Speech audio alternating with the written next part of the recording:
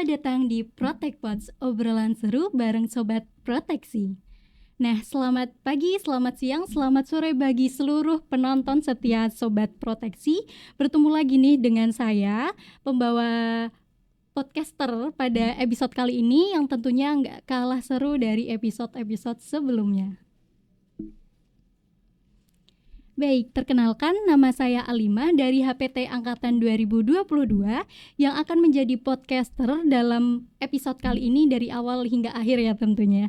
Nah, pada episode kali ini kita akan membahas tema atau topik yang sangat menarik tentunya bagi sobat-sobat proteksi dengan judul peran proteksi tanaman dalam mengatasi ketahanan pangan. Wah, gimana? Udah ada ini belum? Kepo-kepo atau mungkin penasaran tentang ketahanan pangan itu apa dan kaitannya dengan sobat proteksi lainnya? Kalau sudah, simak terus ya teman-teman. Nah, pada episode kali ini kita dibersamai oleh narasumber yang terkenal dan juga sangat keren dan luar biasa tentunya, Bapak Andi Trisyono. Bagaimana Pak kabarnya hari ini? Oh, kabarnya baik, terima kasih. Iya, mungkin Bapak boleh menyapa audiens dan sobat-sobat Protect Pods yang ada di seluruh dunia. Oke. Selamat pagi, selamat siang, selamat sore, atau bahkan selamat malam semuanya. Selamat beraktivitas bagi yang sedang beraktivitas, bagi yang istirahat juga selamat beristirahat. Moga-moga pembicaraan kita pada hari ini itu nanti akan bermanfaat bagi para pemirsa semuanya dan tentunya juga bagi kami semua. Terima kasih. Baik, Sobat Proteksi, hari ini kita akan membahas topik yang sangat fresh banget. Kenapa? Karena proteksi tanaman itu berfokus pada ketahanan pangan dan juga fokus untuk mewujudkan pertanian yang berkelanjutan. So, informasi ini akan berguna untuk teman-teman sekalian Sobat Proteksi dimanapun berada. Baik, nah Bapak ini saya ada pertanyaan nih. Untuk mengenai peran proteksi tanaman yang sangat besar bagi pertanian. Nah, seperti apakah sih peran yang seharusnya proteksi tanaman itu berikan untuk menghasilkan atau memberikan produktivitas yang berkaitan dengan ketahanan pangan itu sendiri? Oke, baik. Saya pikir secara mudah peran dari perlindungan tanaman itu adalah mengurangi kehilangan hasil yang disebabkan oleh pest, gitu ya. Nah, itu saya kira basicnya dan itu bisa dijabarkan dari berbagai macam angles, berbagai macam sudut, gitu ya. Nah, kalau ditaksir saat ini dan sebetulnya juga sudah berlangsung cukup panjang bahwa kehilangan hasil karena pest, ya organisme pengganggu tumbuhan itu sekitar 25% worldwide. Nah, sekarang bayangkan kalau kemudian perlindungan tanaman bisa menurunkan sampai 10% saja, maka ada ekstra 15% tambahan pangan yang tersedia di dunia ini. Jadi perannya sangat besar, sangat nyata gitu yang kita hadapi dan kemudian memang tantangannya juga lumayan besar. Berarti lebih ke hasil yang diproduksi itu ya Pak ya? Iya. Baik, dari segi produksi tanamannya yang tadi nih Pak, kan secara luas itu bagaimana peran yang harus dilakukan untuk menghadapi perubahan iklim. Kan tadi ada hama-hamanya juga itu pestnya tadi. Nah, itu dengan keadaan iklim sekarang ditambah dengan kaitannya dengan ketahanan pangan, itu menurut Bapak bagaimana? Ya, jadi global warming, climate change itu adalah dua hal yang sangat besar, tapi yang mungkin perlu kita sadari bahwa nothing change suddenly, gitu ya. Jadi kalau kita berbicara perubahan iklim itu tidak hanya kemudian berbicara dalam waktu kurun 1 tahun, 1 bulan, tapi kan ini proses panjang. Nah, mungkin memang akhir-akhir ini mendapatkan intonasi, mendapatkan attention yang lebih dibandingkan tahun-tahun sebelumnya. Tapi proses perubahan ini kan continuously happening, gitu kan ya, selalu akan terjadi gitu. Nah, hanya speed-nya itu mungkin bisa beda-beda.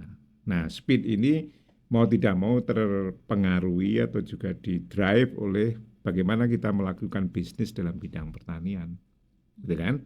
Apalagi kalau kita berbicara mengenai sustainability, gitu ya. Tetapi kalau kita sebagai orang perlindungan tanaman, mungkin kita sudah mulai sadar atau mulai aware, gitu ya, sejak kemudian integrated pest management itu di launching. Yang itu di era-era tahun 50-an, pertengahan 50-an gitu ya. Jadi itu saya kira tonggak sejarah yang sangat penting bahwa kemudian konteks konsep praktis in pest management itu sudah mendasarkan pada ecosystem approach, mempertimbangkan ekologis dan mempertimbangkan sustainability. Baik, baik. Lalu untuk tantangan utama dari sisi proteksi tanaman dalam menghadapi ketahanan pangan itu bagaimana, Pak? Nah, ini yang saya kira menjadi sesuatu yang sangat menarik gitu ya. Jadi kalau kita berbicara global warming, berbicara climate change itu all organism yang ada di dalamnya kan terpengaruh semua. Ya kan? Termasuk manusia. Manusia juga terpengaruh gitu kan.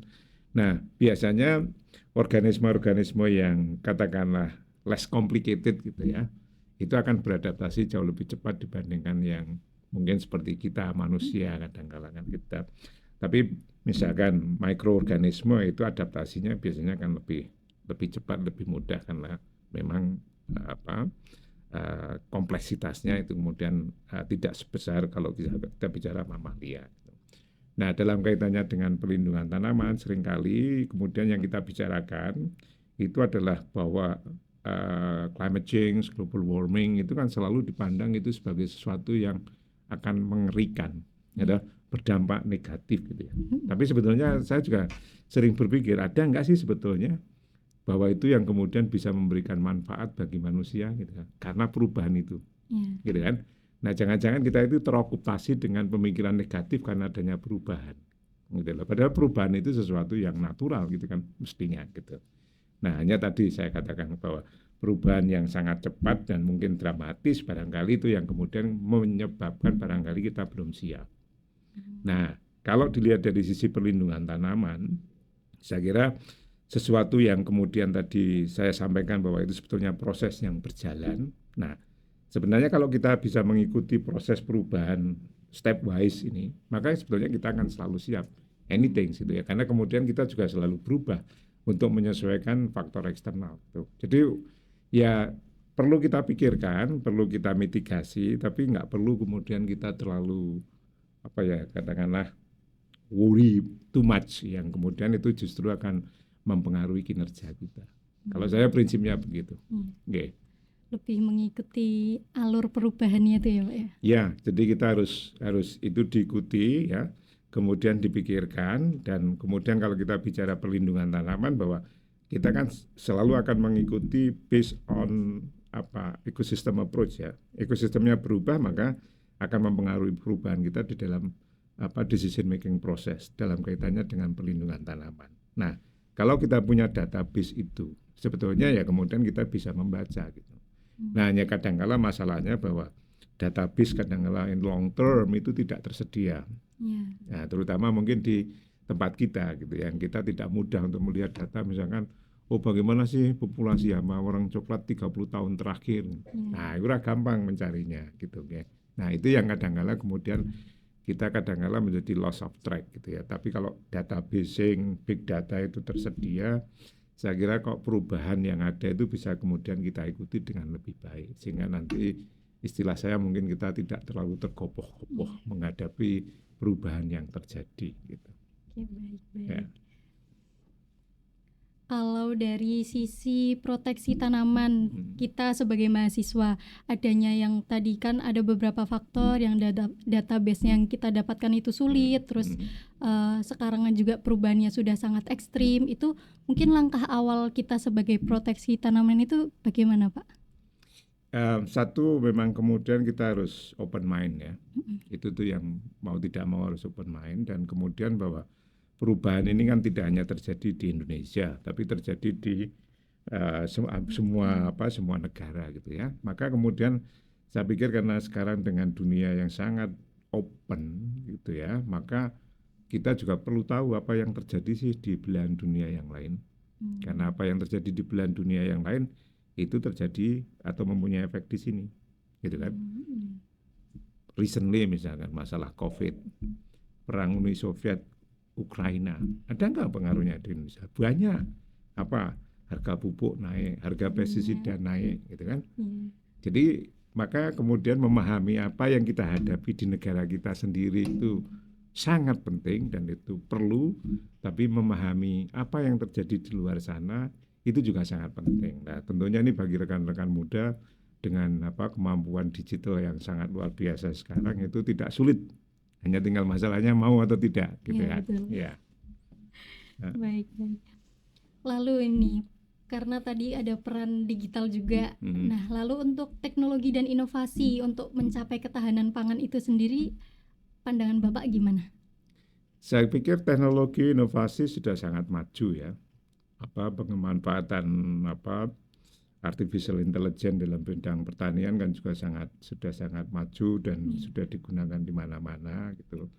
Nah, mungkin barangkali yang perlu kita waspadai adalah kan mungkin kalau sekitar 6-7 tahun yang lalu kita berbicara mengenai era disrupsi, disruption era.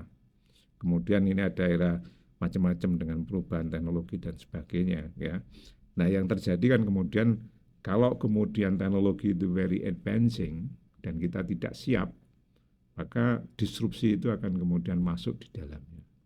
Gitu kan? Karena kemudian kita ketinggalan dengan orang yang menciptakan AI dan sebagainya, yang kemudian seolah-olah AI itu adalah lebih pintar dibandingkan kita sebagai manusia, gitu kan. Padahal kan tidak, sebaliknya kan. AI itu yang menciptakan adalah manusia. Jadi tetap saja manusianya lebih pandai. Tapi yang paling basic sekarang adalah bagaimana kemudian kita selalu mengadvance diri kita sendiri kan, gitu kan. Sehingga kita tidak menjadi di bawah kemampuan yang dipunyai oleh AI yang sebetulnya diciptakan oleh saudara kita sendiri, gitu kan. Nah, itu yang saya kira kalau kita selalu kemudian berpikiran progresif, maka ya tidak ada kekhawatiran dengan AI karena AI itu akan membantu kita ya. Tapi kalau kemudian kita merasa di bawah kemampuan AI, ya itulah kemudian kita akan selalu merasa tertinggal, yang kemudian terjadinya ya tadi bahwa ya kehilangan pekerjaan dan sebagainya. Maka sebetulnya dalam dunia yang sekarang itu ya mau tidak mau itu kualitas human resources itu kuncinya dalam berkompetisi baik nasional maupun global. Ya, baik. Lalu ini ada saya ingin menanyakan pendapat Bapak mengenai perspektif FAO dalam memerangi kelaparan global yang memerlukan investasi yang besar dan lebih baik dalam ilmu pengetahuan, teknologi dan juga inovasi. Nah, di sini peran FAO dalam memastikan bahwa sistem pertanian pangan kita mampu menghasilkan lebih banyak menurut pandangan FAO itu sendiri. Nah, lalu menurut Bapak itu bagaimana sih perannya FAO dengan teknologi dalam ketahanan pangan gitu di lingkup yang sekarang ini tuh perannya udah bagaimana gitu? Begini deh. Saya jelas tidak merepresentasikan FAO ya, karena saya kan tidak bekerja secara full time di FAO dan juga tidak. Memang betul bahwa saya bagian dari bukan bagian ya, tapi saya member of yang disebut sebagai expert panel-nya FAO, tetapi spesifik mengenai pesticide management gitu ya. Nah, sehingga tidak merepresentasikan pendapat FAO, tapi apa yang kemudian saya ketahui tentang FAO gitu ya. Nah, oke, jadi yang mungkin kalau saya misalkan ngobrol dengan teman-teman itu ada tagline yang sangat bagus yang dikembangkan oleh FAO. Satu itu adalah dengan kondisi yang sekarang, dengan isu-isu yang ada itu, maka ada dua. Satu itu adalah optimization, dan yang kedua itu adalah minimizing the risk. Jadi dua tagline itu sebetulnya kalau dalam bidang kita misalkan sebagai orang pelindungan tanaman, ya sebetulnya bagaimana mengoptimalkan teknologi-teknologi yang ada ini yang sebetulnya sudah diketahui, misalkan gitu kan, not wasting any teknologi yang sebetulnya sudah ada, tetapi mengoptimalkan, dan itu sangat-sangat relevan dengan pendekatan integrated pest management kan, bahwa kemudian kita tidak mengandalkan pada satu macam teknologi saja. Nah, itu bisa diceritakan panjang lebar. Nah, yang kedua itu adalah aspek minimizing any risk gitu. Nah, mungkin kalau dalam bidang kita yang paling kental itu kan kemudian meminimalkan dampak negatif dari pestisida, Pestisida. misalkan begitu kan. Nah, yang saya pahami dalam konteksnya pestisida, FAO itu tidak dalam posisi kemudian tidak boleh menggunakan pestisida. Ya, kalau rekan-rekan mahasiswa nanti searching di dalam webnya FAO, kok saya juga belum pernah menemukan misalkan bahwa pestisida itu nggak boleh digunakan. Tapi FAO yang sejauh yang saya ketahui termasuk yang kami bicarakan dalam panel ini adalah bahwa ini adalah sebagai salah satu tools yang kemudian bisa digunakan untuk mengendalikan hama penyakit dan gulma sehingga tadi risiko kehilangan hasil itu menjadi lebih sedikit, tetapi juga kemudian kalau itu digunakan dengan benar maka benefitnya itu akan tetap lebih tinggi dibandingkan dengan risikonya. Nah, maka ini yang harus diperhatikan, di-emphasizes gitu ya, itu sebagai salah satu aspek. Nah, tetapi kalau kemudian kita melihat misalkan aktivitas-aktivitas FAO itu kan banyak di seluruh dunia, terutama di low middle income countries ya. Di Afrika itu sangat banyak, di Amerika Latin juga banyak, di Asia juga banyak. Dan biasanya mereka akan mengacu pada Sustainable Development Goals yang ada berapa 11 atau 13 berapa poinnya saya lupa totalnya. Tapi itu adalah acuan yang mereka gunakan dan the word of sustainability itu is very very important gitu ya, dan itu selalu ditekankan. Dan mungkin bagi kita rekan-rekan mahasiswa di perlindungan tanaman atau siapa saja yang bekerja di bidang perlindungan tanaman, saya pikir juga tidak asing ya mengenai istilah keberlanjutan seperti yang digunakan Mbak Alima tadi, bahwa bagaimana kemudian kita menjaga pertanian kita itu supaya produksinya tinggi dan itu berlanjut, tidak hanya dalam waktu yang pendek yang kemudian nantinya akan menurun secara drastis. Nah, sebagai salah satu contoh misalkan, ini kan kami sedang menangani belalang kembara di Sumba.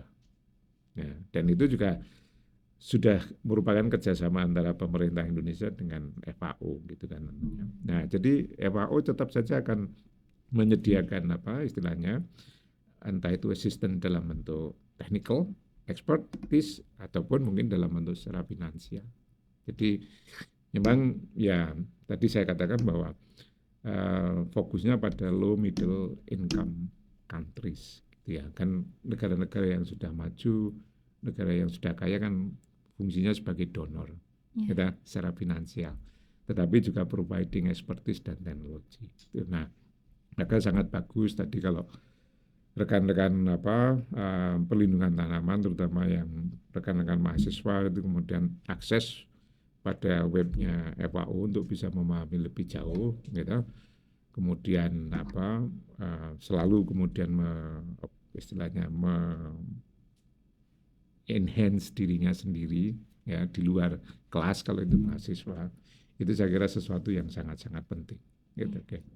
Baik, Ya. menarik sekali ya buat sobat-sobat Protect Pods. Ini materinya di mana kita ini di era yang digital ini perlu lebih aktif ya Pak, berarti untuk mencari tahu, untuk kepo dan untuk lebih kritis begitu. Baik, mungkin ini penjelasan dari materi yang sampai saat ini, waktu ini sangat menarik dan akan menambah insight bagi teman-teman semua yang sedang menonton tentunya, dan juga mungkin teman-teman yang masih kepo lagi mengenai informasi tentang FAO, teman-teman bisa langsung buka aja, dikepoin langsung. Mungkin itu saja, jangan lupa lihat lagi, tetap stay tune di Protect Pods di episode selanjutnya. Mungkin Bapak boleh say hi ke kamera dulu. Oke. Halo semuanya, terima kasih kalau sudah mendengarkan pembicaraan kita. Terima kasih. Selamat bertemu di episode selanjutnya. Oke, thank you. Ya.